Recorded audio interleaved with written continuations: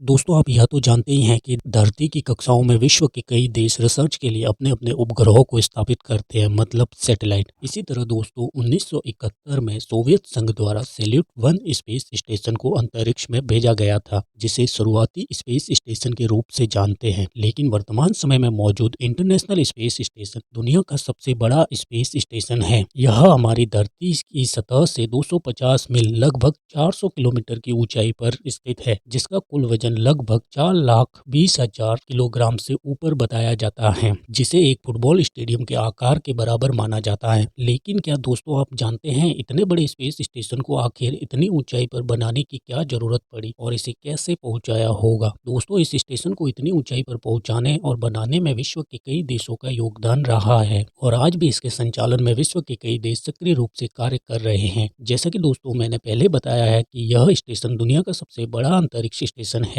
और इसे बनाने की कीमत लगभग 150 अरब डॉलर के आसपास बताई जाती है। दोस्तों इसे बनाने का मूल उद्देश्य हम यह मान सकते हैं कि वैज्ञानिक अनुसंधान करना, लेकिन इसे बनाने को लेकर कई वैज्ञानिक तर्क दिए जाते हैं, जैसे अंतरिक्ष में बार बार आने और जाने की प्रक्रिया काफी जटिल और खर्चीली महसूस होने लगी। और इसके अलावा एक समस्या यह भी आती है कि आप अंतरिक्ष में रुक नहीं सकते। इन सभी समस्याओं को हल करने के लिए, अंतरिक्ष में आने जाने के खर्चे को कम करने के लिए और वहां रुकने के लिए, साथ ही साथ वैज्ञानिक परीक्षण और अंतरिक्ष की गतिविधियों को और गहराई और बारीकी से जानने के लिए अंतरिक्ष एजेंसियों ने बड़े स्पेस स्टेशन की जरूरत को महसूस की थी, जो इतना बड़ा हो कि उसमें वैज्ञानिक कई महीनों तक रुक सके और वैज्ञानिक परीक्षण कर सके। इसी वैज्ञानिक सोच को अंजाम देने के लिए दुनिया की कई एजेंसियां एक साथ आई और अमेरिकी एजेंसी नासा की अगुवाई में यह मिशन शुरू हुआ और साल 1998 में अंतर्राष्ट्रीय स्पेस स्टेशन पहली बार लॉन्च किया गया। मतलब एक प्रोटॉन रॉकेट द्वारा जारिया नामक मॉड्यूल को लॉन्च किया गया था। फिर 2 हफ्तों बाद यूनिटी मॉड्यूल को लॉन्च किया गया। इसी तरह अगले 2 साल तक वैज्ञानिकों के स्पेस में ठहरने के लिए वह सभी महत्वपूर्ण चीजें इसमें जोड़ी गई। साल 2000 में पहली बार अंतरिक्ष यात्रियों का दल इंटरनेशनल स्पेस स्टेशन में जा पहुंचा। दोस्तों कई वर्षों तक इंटरनेशनल स्पेस स्टेशन में वह सभी चीजें जुड़ती गई, जैसे कि वैज्ञानिकों के आराम करने के लिए, ऑफिस का काम करने के लिए और स्पेस साइंस से जुड़ी रिसर्च करने के लिए। वह सभी महत्वपूर्ण चीजें इसमें जोड़ी गई जो रिसर्च के लिए जरूरी थी और इसे अंतरिक्ष में एक प्रयोगशाला का रूप दिया गया। इस प्रयोगशाला में दोस्तों कई देशों के वैज्ञानिक रिसर्च के लिए आते और जाते रहते, मतलब इंटरनेशनल स्पेस स्टेशन में। दोस्तों अंतरिक्ष यात्रियों को इस स्पेस स्टेशन में जाने और वहां रुकने के लिए ट्रेनिंग दी जाती है, क्योंकि अंतरिक्ष में गुरुत्वाकर्षण धरती की सतह के जैसे काम नहीं करता। मतलब आप पृथ्वी पर जिस तरह खड़े होते हो, चलते हो, फिरते हो, उसी तरह आप अंतरिक्ष में खड़े नहीं हो सकते। आप अंतरिक्ष में सिर्फ तैरते रहोगे। इसीलिए दोस्तों अंतरिक्ष में जाने से पहले अंतरिक्ष यात्रियों को दैनिक क्रियाओं से लेकर तमाम तरह की टेक्निकल गतिविधियों की कई महीनों तक लगातार ट्रेनिंग दी जाती है और उन्हें विशेष तौर पर तैयार किया जाता है। जैसा कि दोस्तों मैंने पहले ही बताया है कि धरती की सतह के जैसे अंतरिक्ष में गुरुत्वाकर्षण काम नहीं करता, वैसे आप एक उदाहरण के तौर पर समझ सकते हैं। जैसे कि हम पृथ्वी पर पानी पीते हैं, उसी तरह अंतरिक्ष में नहीं पी सकते, वह पानी हवा में तैरने लगेगा। इसी कारण से टॉयलेट के लिए भी अंतरिक्ष यात्रियों के लिए खास तरह के वैक्यूम पंप को डिजाइन किया जाता है। इसी तरह दोस्तों अंतरिक्ष यात्रियों के लिए खाने पीने की तमाम जरूरी चीजों को रासायनिक परीक्षण से लेकर खास तरह के पैकेट के रूप में तैयार किया जाता है और अंतरिक्ष आवास में भेजा जाता है। मतलब इंटरनेशनल स्पेस स्टेशन को अंतरिक्ष आवास भी कहा जाता है, क्योंकि यह धरती की ऑर्बिट में रहने के लिए सबसे बड़ा सैटेलाइट है। दोस्तों क्या आप जानते हैं आखिर इतना बड़ा स्पेस स्टेशन धरती की ऑर्बिट में कैसे टिका रहता है? दोस्तों ऑर्बिट में बने रहने के लिए स्पेस स्टेशन या सैटेलाइट को एक निश्चित गति की आवश्यकता होती है। इसी तरह इंटरनेशनल स्पेस स्टेशन 17,105 प्रति मील घंटे की रफ्तार से पृथ्वी के चारों ओर चक्कर लगाता है। यह स्पेस स्टेशन 90 मिनट में पृथ्वी का एक चक्कर लगा लेता है। दोस्तों इतना भारी स्पेस स्टेशन आखिर पृथ्वी की ग्रेविटी से कैसे अप्रभावित रह सकता है? इसे समझने के लिए दोस्तों आपको सेंट्रीफ्यूगल फोर्स मतलब अपकेंद्रीय बल को जानना